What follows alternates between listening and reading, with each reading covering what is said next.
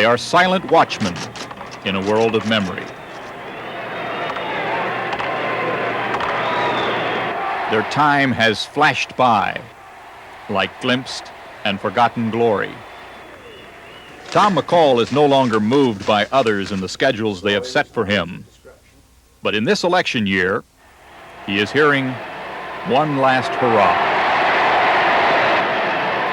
You all know I have terminal cancer, and I've got a lot of it. This may sound corny, but this activist loves Oregon more than life.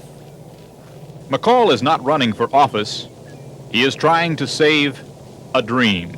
People were seeking a pastoral life, fertile land, magnificent forests. All the right things attracted those people. There wasn't any greed in it, you see.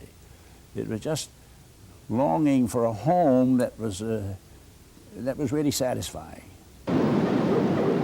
Oregon is what America was, wild and beautiful, partly because a decade ago, Tom McCall, who was governor then, signed a land use bill which limited the spread of industry into forests and farms.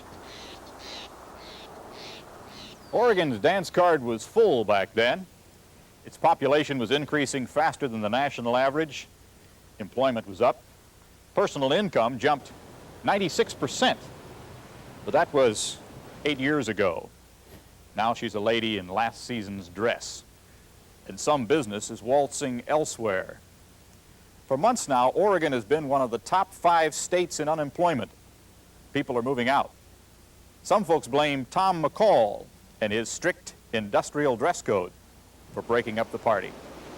You want a forest of smokestacks stretching from the golden beaches of the Pacific to Hell's Canyon in Idaho.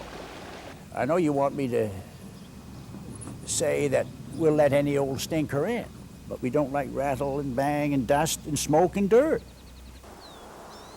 Tomorrow, Oregon voters will be asked to repeal the state's strict controls on industrial expansion. That's why Tom McCall is back on the campaign trail, despite crippling cancer in his ribs and spine and skull. When you're so ill, why not let someone else carry the banner?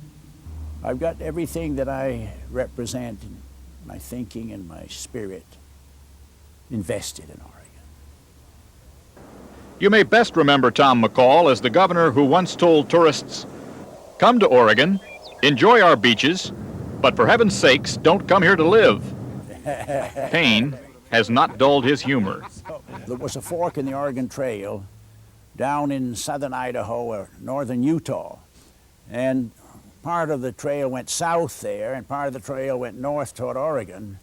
The part that went south went to the gold fields of California, and it was marked by a piece of gold quartz. No inscription at all. And the trail that went to Oregon, it said, to Oregon's Willamette Valley.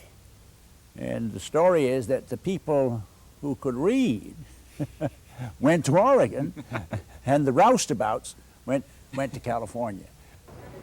McCall's wit has kept him in the forefront of the environmental fight. He kidded and cajoled a coalition of lawmakers to pass the country's first ban on non-returnable bottles. And when the beaches were free of broken glass, he got Oregon to open the seashore to us all. No more private fences.